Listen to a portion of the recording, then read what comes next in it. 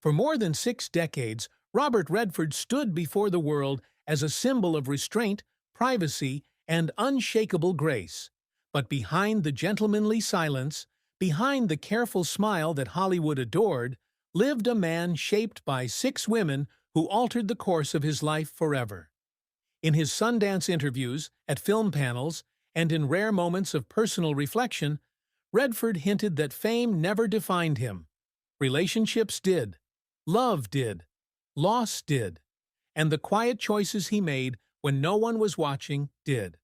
Tonight, we uncover the women he acknowledged not just as partners, but as the only 6 he ever allowed into the most guarded parts of his life.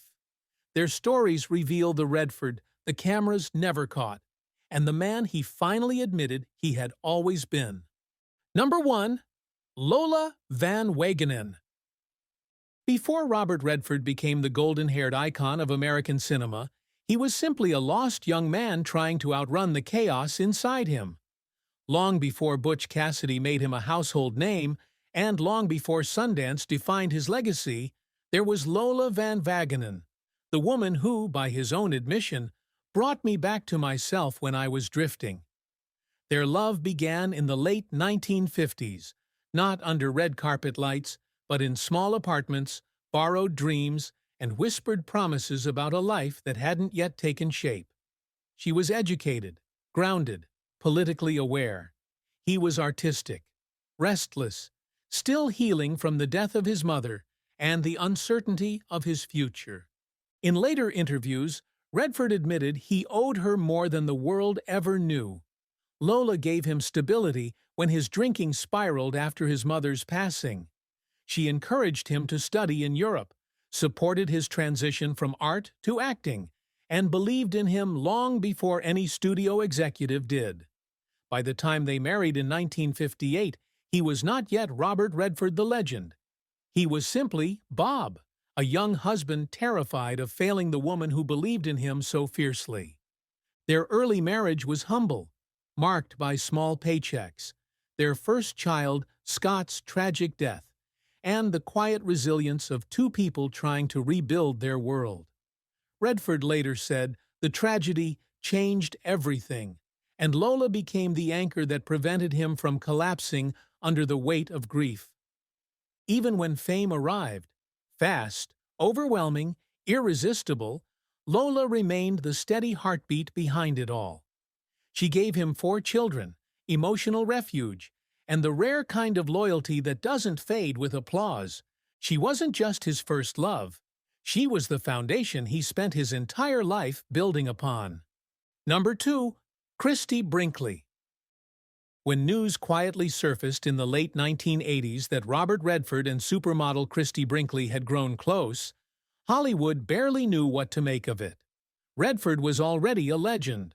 Private, selective, a man who rarely allowed gossip to touch him.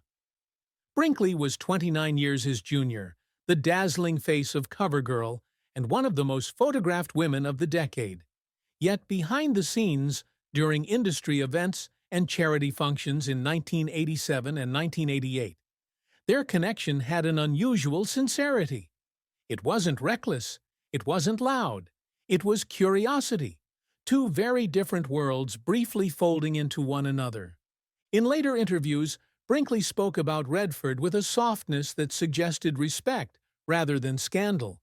She admired his environmental activism, his commitment to Sundance, and the way he carried himself with a quiet authority. Redford, for his part, never sensationalized their time together. In a 1990 conversation about relationships, he simply said, "People meet at unexpected moments and reveal unexpected sides of themselves." Many believe he was referring to the supermodel who had surprised him by being not just beautiful, but thoughtful, grounded, and kind. Their relationship unfolded during a moment when Redford's life was shifting. His marriage to Lola had quietly ended, his career was transitioning toward directing, and he was revisiting what intimacy meant to a man who had lived for decades under the scrutiny of fame.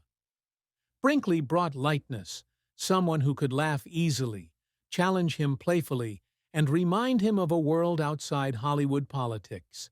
But it was never built for permanence. Their lives were too different, their futures pulled in opposite directions.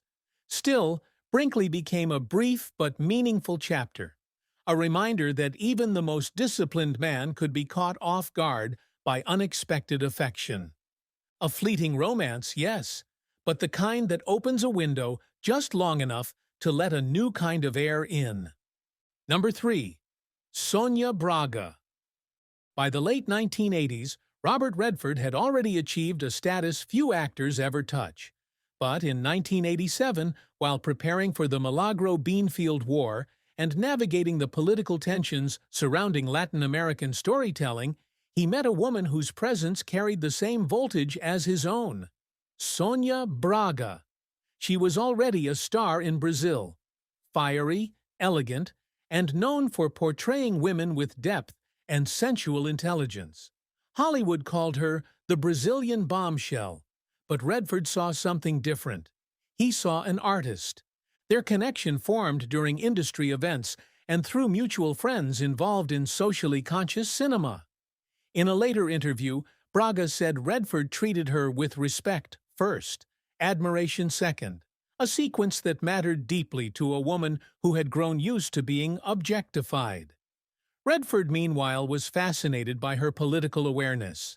In Sundance panels, he often praised Latin American filmmakers, and many in the industry believed Braga had influenced his growing interest in international voices.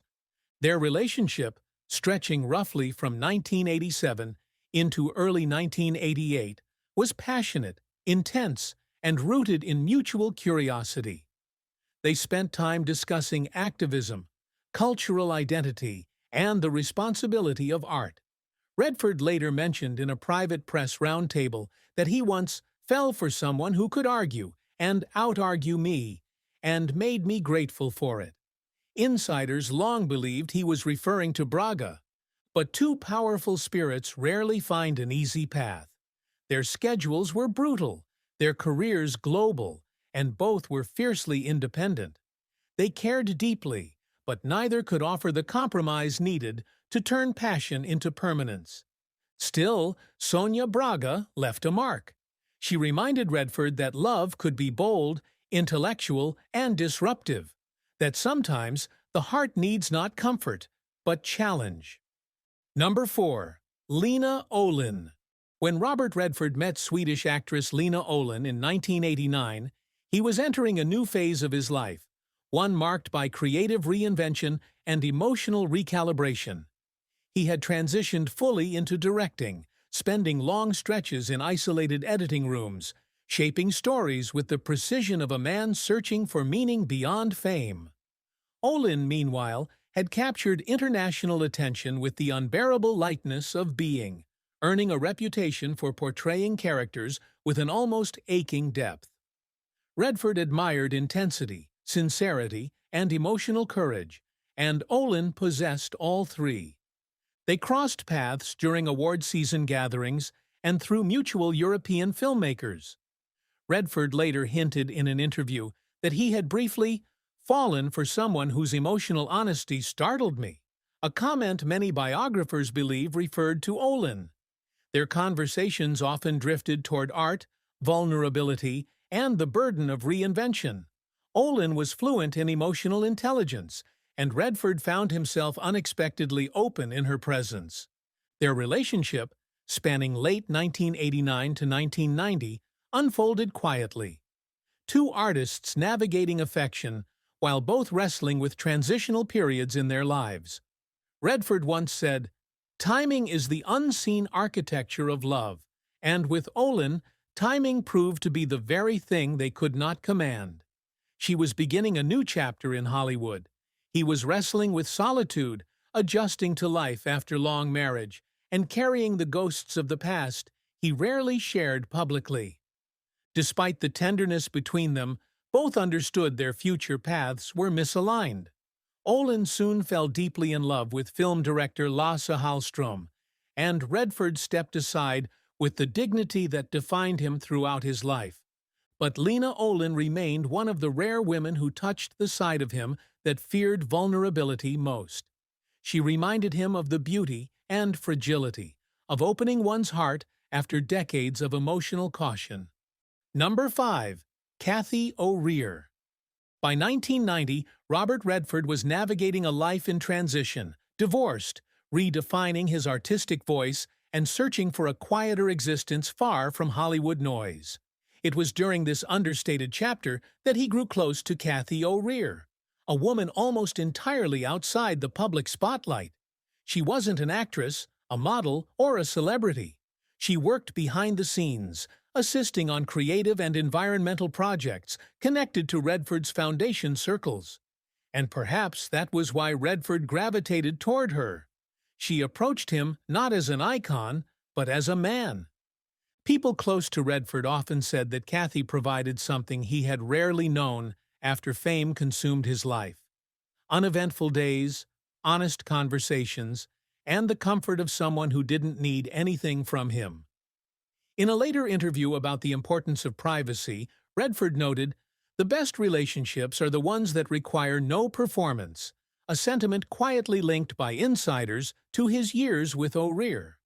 Their relationship, stretching from 1990 to 1995, was defined by companionship more than glamour.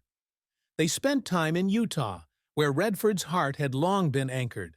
Cathy encouraged his environmental pursuits and supported the expansion of Sundance as it evolved into a cultural institution.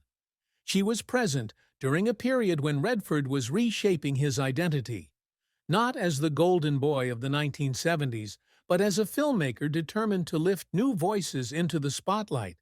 Yet, despite their closeness, both understood that their worlds were fundamentally different. Cathy valued anonymity. Redford's life could never truly offer it. As Sundance grew, so did the pressures around him, and the quiet space they once shared began to shrink. Their relationship ended with mutual respect, not bitterness. For Robert Redford, Cathy O'Rear remained the reminder that love does not always need to be extraordinary to be meaningful. Sometimes it simply needs to be real. Number 6. Sibylle Szaggars. When Robert Redford met German artist Sibylle Szaggars in the mid-1990s, he was a man standing at the crossroads of legacy and longing. He had lived through fame, heartbreak, reinvention, and loss. What he needed was no longer passion or escape. It was peace. Sibylle, with her quiet spirituality and desert-inspired artwork, offered precisely that. Their connection began in 1996 at Sundance, where she attended art events tied to the ecology-driven installations Redford supported. She spoke through colors and canvases. He responded with silence and observation, two forms of expression perfectly aligned. In interviews, Redford later hinted that he had found someone who matched his rhythm, saying, "She understands the spaces between things." Sibylle lived in those spaces, between art and nature, solitude and expression, presence and reflection. Unlike his earlier relationships, this one was slow, deliberate, and deeply rooted. They traveled, collaborated on environmental initiatives, and carved out a shared life in Utah, far from Hollywood's glare. By the early 2000s, Sibylle had become his constant companion, and in 2009, they married in a small ceremony that reflected the simplicity he had long craved. Redford often praised her work publicly, noting how her paintings were alive with the land, a sentiment that echoed his lifelong dedication to conservation. Those who knew him said he softened around her, laughing more, worrying less, and embracing the serenity he once believed was out of reach. She stood beside him through the later years, through honors, health challenges, and the inevitable quieting of a life lived in motion. Their bond endured until his final days in 2025, a testament to a love built not on spectacle, but on shared values and mutual refuge. To Robert Redford, Sibylle Szaggars was not just a partner. She was the home he searched for his entire life.